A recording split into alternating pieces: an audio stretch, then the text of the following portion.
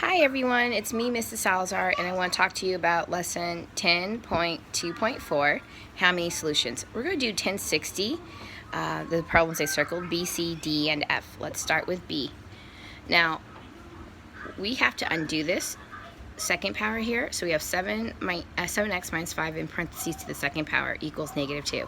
To undo that, I'll take the square root. So here I go, I'll write the square root as the second step. That's an x. Squared equals the square root of -2. This becomes 7x minus 5 equals, wait a minute, there's no square root of that.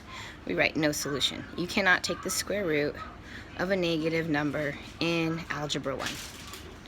Okay, let's go to C. Now we have parentheses 2x minus 3 squared equals 49. So again, I'll take the square root to undo the second power. And I take the square root of 49. And the square root of 49, what does that mean? It means what two numbers multiplies to equal 49? Well, 7 times 7 equals 49, and -7 times -7 equals 49. So I get over here 2x minus 3 equals positive or -7. A lot of students don't like that notation, and what that means is 2x minus 3 equals 7, and 2x minus 3 equals -7. So I'll do the opposite, add 3. I get 2x equals 10. Divide by 2. X equals 5, right? So that's one solution. Over here, I'll be adding 3 again. I get 2x equals -4. Divide by 2. X equals -2. So how many solutions are there?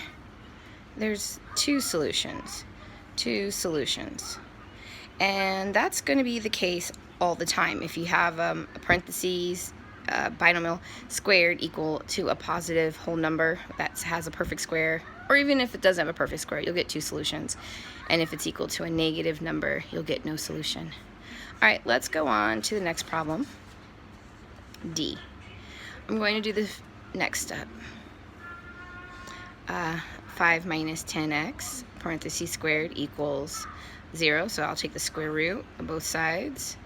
I don't know why I put that in parentheses. That doesn't matter.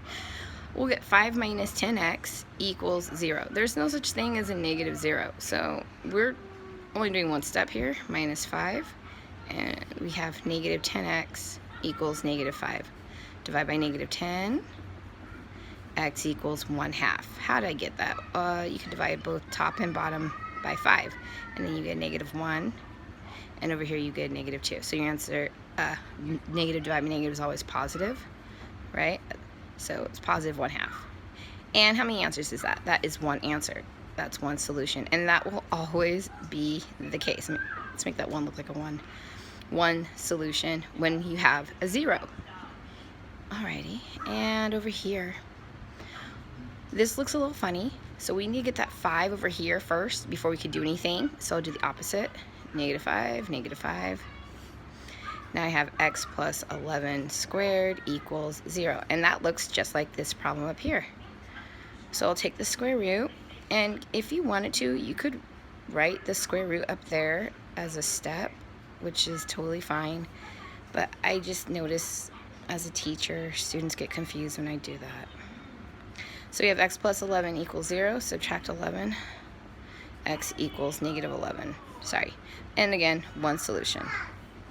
All right, so just to recap, if you have, parentheses squared equals 0, and you have to take the square root of both sides, you're only going to get one answer, one solution. And if you have it equal to a negative number, it'll be a no solution, and if it's equal to a positive number, it'll be two solutions. Thank you.